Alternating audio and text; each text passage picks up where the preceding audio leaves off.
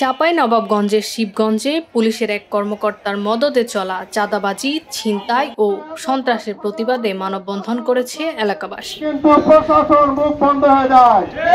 শুক্রবার বিকেলে চাঁপাইনবাবগঞ্জ সোনা মসজিদ মহাসড়কের মোড়ে অনুষ্ঠিত এই মানববন্ধনে স্থানীয় শতাধিক মানুষ অংশ নেন। বক্তারা অভিযোগ করেন, শাহবাজপুর ইউনিয়নের কয়েকজন সন্ত্রাসী প্রকাশ্যে অপকর্ম চালাচ্ছে এবং পটিয়া থানার এসআই কালাম তাতে মদদ দিচ্ছে। এ সময় তারা হুঁশিয়ারি দেন, দ্রুত ব্যবস্থা না নিলে কঠোর আন্দোলন গড়ে তোলা হবে।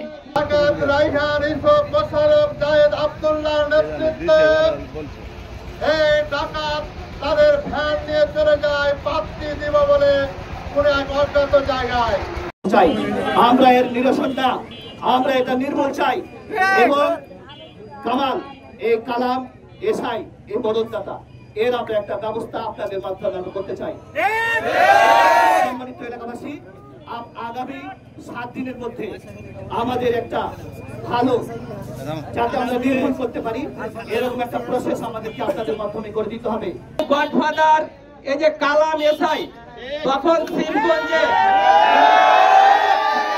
2019 সালে এই কালাম এসআই শিবগঞ্জে নিয়োজিত ছিল। আমার প্রশ্ন হচ্ছে, সে শিবগঞ্জ থানার জনশক্তি হয়ে সে কিভাবে শিবগঞ্জ থানায় উপস্থিতি থাকতে পারে? আমরা প্রশাসন এবং ডাকাতের কাছে জিম্মি হয়ে মনে হচ্ছে আমাদের বাধ্য করেছে রাস্তায় নামছে।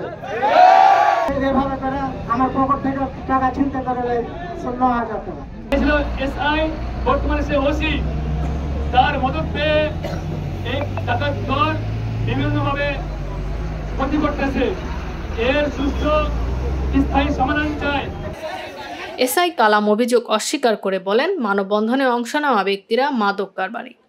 এদিকে ইউসুফ আলীর স্ত্রী জিনিয়া বেগম বাদী হয়ে এলাকাবাসীর বিরুদ্ধে একটি অভিযোগ দায়ের করেছেন, যা স্থানীয়রা ভিত্তিহীন দাবি করছেন।